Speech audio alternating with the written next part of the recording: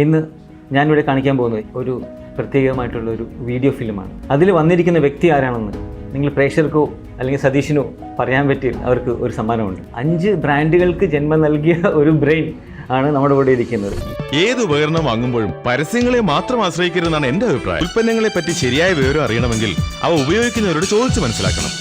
ഞങ്ങളൊക്കെ ഈ ഫിലിം കാണുമ്പോൾ തിരിച്ചറിഞ്ഞു പോലുമില്ല. അതിങ്ങനെ സെർച്ച് ചെയ്ത് കഴിഞ്ഞപ്പോൾ ഇപ്പോഴത്തെ ഒരു കൊച്ചു ചിറ്റലപ്പള്ളി സാറിനെ ഞങ്ങളുടെയൊക്കെ മനസ്സിലുള്ളൂ.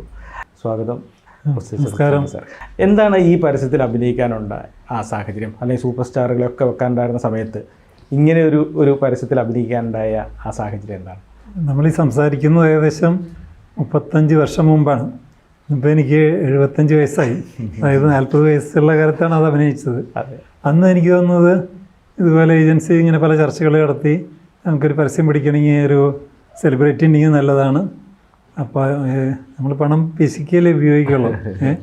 അപ്പോൾ വലിയ സെലിബ്രിറ്റികൾക്ക് അധികം പൈസ കൊടുക്കാൻ പറ്റില്ലല്ലോ. അപ്പോൾ അതിനിടയ്ക്ക് അവർ തന്നെ കയറി പറഞ്ഞു, ഏജൻസി പറഞ്ഞു സാറൊന്ന് ട്രൈ ചെയ്ത് നോക്ക് എന്ന് പറഞ്ഞിട്ട് ഞാൻ മനസ്സിലോടെയാണ് ചെയ്തത്.